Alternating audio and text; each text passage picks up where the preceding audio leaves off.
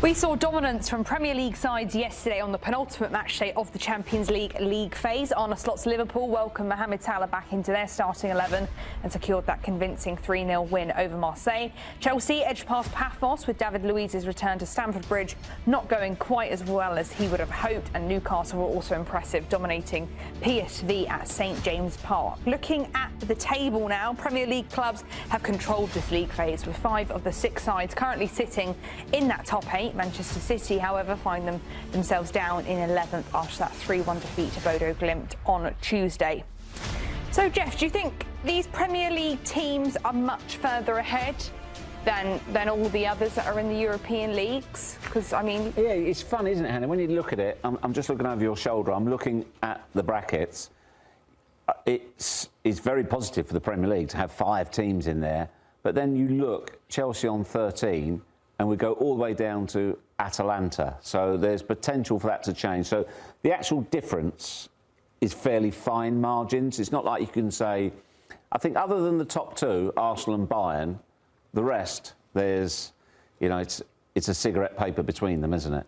There's not a huge difference. And I think you can argue as well, there are some better teams from 9th to 16th than some of those Prem teams that are in there.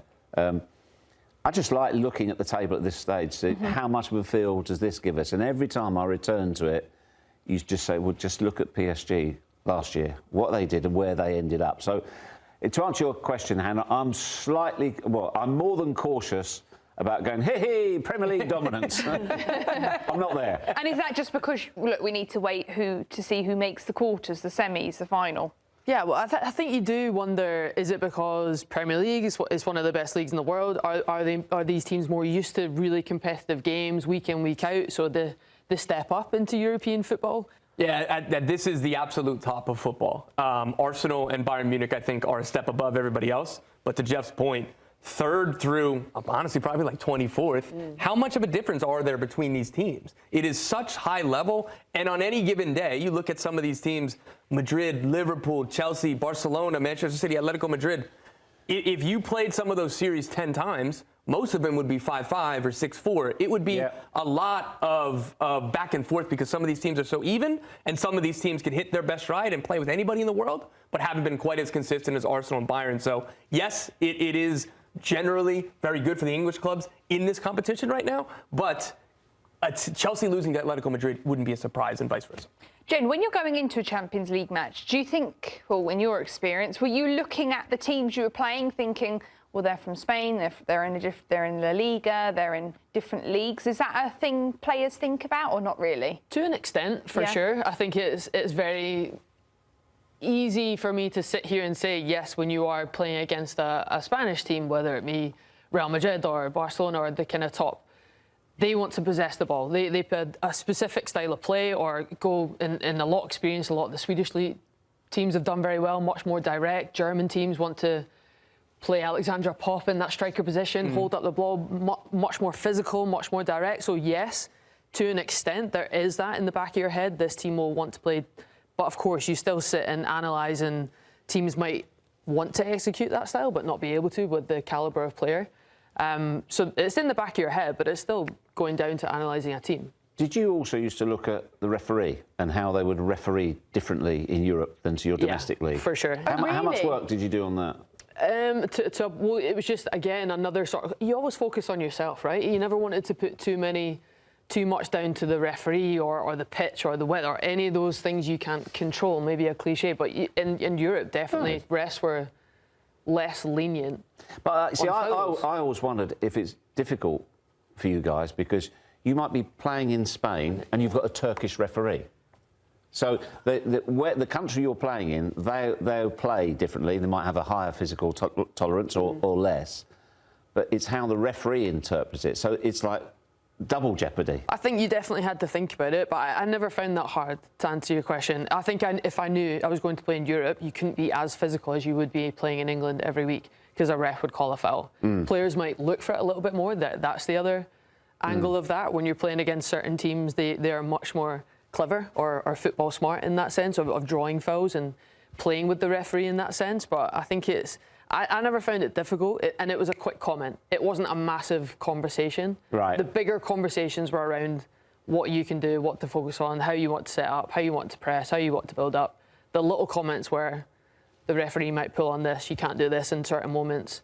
At this point she's in a the game. homer. She's a homer, definitely. They're going to get everything. But she was also smart. I bet that you would tailor your game a little bit. I think you'd keep the physicality, but your own football knowledge and your own ability to go into the grey area, I'm sure you did. The pre-VAR days, just when the ref wasn't looking. See? Nothing wrong with a sneaky little whack every now and again, was there? Jeff, look, it's all good winning the league phase. I'm sure Arsenal will be very happy with that. But it does matter towards the end of the tournament. Arsenal were the only Premier League team to get to the semis last year. Can you see a Premier League team winning the Champions League this year? Yeah, I can see Arsenal winning the Champions League, 100%, because of the depth of squad there. You'd have to say that they are serious contenders.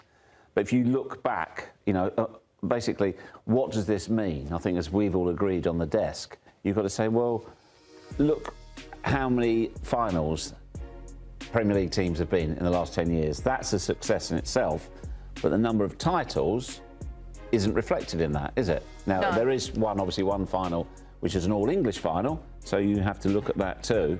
I think the Champions League is still a really open contest, and it doesn't matter which country you're from. You'd never say, well, an Italian team won't win it, or a French team, or a Spanish team. Not remotely, because you can get individual teams who are sensational in their own league. But I think you would only grade the Premier League strength by ultimately winning it.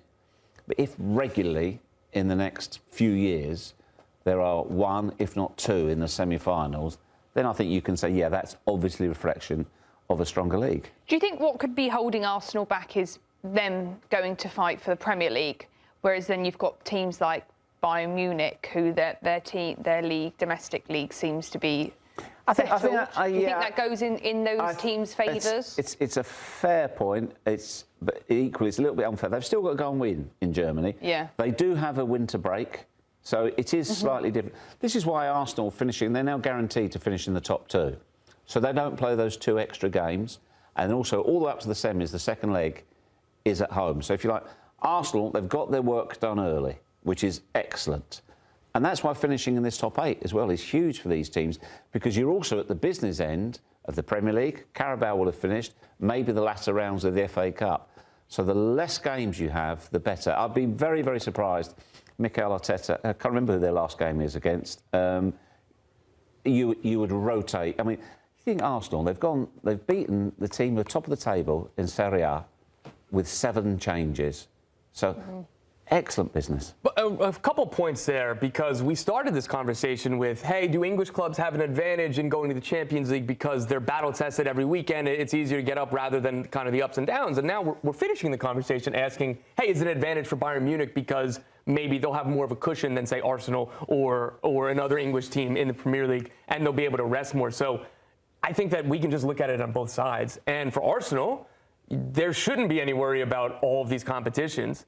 Look at the squad depth. Just like you said, that game against Inter is the perfect description of that. This team is deep enough. They should be challenging, and I don't want to hear that as an excuse as we get further down the season. But it's not just about the English teams. There are the Spanish giants. Yes, Real Madrid have had a really difficult few weeks and a typically chaotic season around the club. But they're 1 point off the top. And guess what? Like, when they're in the round of 16, it's going to be hard to pick against them. Barcelona, we know the heights they can hit. PSG, they haven't hit the stride that they saw last year. But this time last year, we weren't talking about them as a team that would be winning this tournament. Maybe we've asked this wrong, Tom. So, Jen, if I said to you, as if we were trying to measure Premier League strength, Arsenal make 7 changes.